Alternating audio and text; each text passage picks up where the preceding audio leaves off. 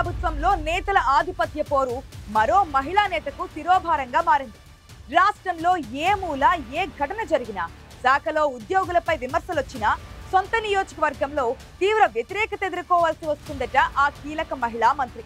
ఎక్కడేం జరిగినా అక్కడే ఎందుకంత రియాక్షన్? ఇంతకీ ఎవరా మంత్రి? ఏమాకుదా?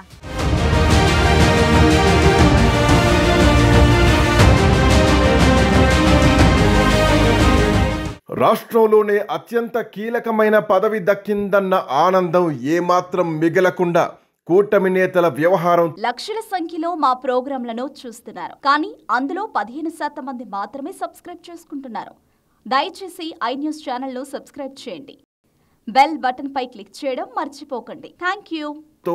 రోజుకో తలనొప్పి తగ్గడం లేదు ఆ మహిళా మంత్రికి. గత వైసీపీ ప్రభుత్వంపై విమర్శలతో విరుచుకుపడి ఓ స్థాయిలో గుర్తింపు తెచ్చుకున్న ఆ ఫైర్ బ్రాండ్కు ఇప్పుడు డిపార్ట్మెంట్ సమస్యలతో బాంబ్ తప్పనిసరైందంటున్నారు. ఈ సమస్య మరెవరికో కాదు, రాష్ట్ర హోంమంత్రి వంగలపూడి అనితకి. అవును, కీలక పోర్ట్ఫోలియో దక్కిన ఆనందం కంటే కూటమిలోని భాగస్వామ్య పార్టీల నేతల మాటలు మహిళా మంత్రిని తీవ్ర ఇరకాటంలో పడేస్తున్నాయంట.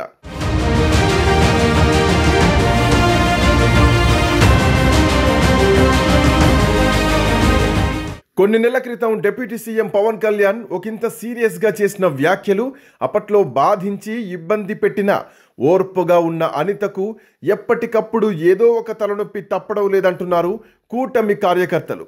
రాష్ట్రంలో నిత్యం ఏదో ఒక మూల అత్యాచారాలు, దాడులు, హత్యలు, గంజాయి అక్రమ రవాణా వంటివి జరుగుతూనే ఉన్నాయి. ఎక్కడేం జరిగినా సమాధానం చెప్పాల్సిన బాధ్యత ఆమెపైనే పడుతోంది. పోలీస్ శాఖపై వచ్చే ఆరోపణలకు ఆ శాఖ మంత్రిగా అనిత వైపు కూడా అవే వేళ్లు చూపిస్తున్నాయి. 3 పార్టీల భాగస్వామ్యంతో అధికారంలోకి వచ్చిన కూటమి ప్రభుత్వంలో నొప్పించక తానొవ్వక అన్న చందంగానే పాలన సాగుతోంది. ఈ బ్యాలెన్స్ చేసే క్రమంలోనే హోంమంత్రి అనిత కొన్ని అవమానాలు, ఇబ్బందులు ఎదుర్కోవాల్సి వస్తోందంట. ముఖ్యంగా ఇటీవల భీమవరం డిఎస్పీ వ్యవహారంలో ఒకవైపు డిప్యూటీ సీఎం పవన్, మరోపక్క డిప్యూటీ స్పీకర్ ఎవరికి వారు తమ స్టేట్మెంట్లకు కట్టుబడి ఉండడంతో ఆ శాఖ బాధ్యతలు చూస్తున్న అనితకు ఈ మ్యాటర్ కత్తి మీద సాములాగే ఉంది.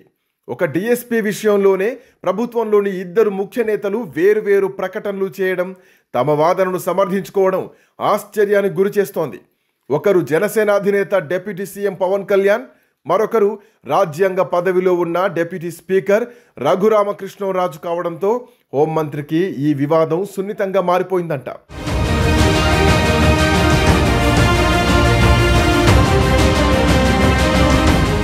ఒక డిఎస్పీపై విచారణ చేయాలని డిప్యూటీ సీఎం ఆదేశిస్తే అదే డిఎస్పీ సచ్చీలుడంటూ డిప్యూటీ స్పీకర్ ప్రకటించడం రాజకీయ దుమారాన్ని రేపితే అందులో ఉక్కిరి బిక్కిరవుతున్నారంట హోంమంత్రి అనిత. పవన్ కళ్యాణ్ ఆదేశాలతో విచారణ చేయాలా, లేదంటే డిప్యూటీ స్పీకర్ స్టేట్మెంట్ ఇచ్చారు కాబట్టి లైట్ తీసుకోవాలా అన్న మీమాంస హోంమంత్రిని ఇబ్బంది పెడుతోందంట. మరోపక్క సొంత నియోజకవర్గం పాయకరావుపేటలోని నక్కపల్లి బల్క్ డ్రగ్ పార్క్ వ్యవహారం కొన్నాళ్లుగా రావణ కష్టంగా రాజుకుంటోంది. రాజయ్యపేట మత్స్యకారులతో మాట్లాడేందుకు వెళ్లిన సందర్భంలో హోంమంత్రికి చేదు అనుభవం ఎదురైంది. ఎంతో అభిమానంగా చూసుకునే ప్రజలు ఆమెను నిర్బంధించడం చిన్న విషయం కాదు.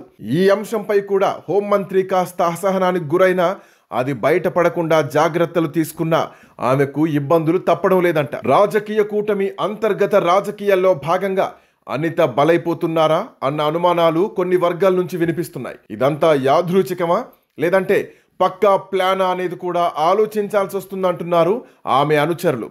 ఇంత జరుగుతున్నా, ఇన్ని అవమానాలు, ఇబ్బందులు ఎదురవుతున్నా ఆమె మౌనం వహించడం వెనుక కారణాలేంటో కొందరికి అంతు చిక్కడం లేదంట. ఈ ఇబ్బందుల నుంచి అనిత బయటపడతారా? పార్టీ ఆమెకు అండగా నిలుస్తుందా? ఎందుకొచ్చిన గోలని ఆమెనే ఈ హోంశాఖ వద్దనుకునేదాకా వస్తుందా అన్నది ఇప్పుడే చెప్పలేం.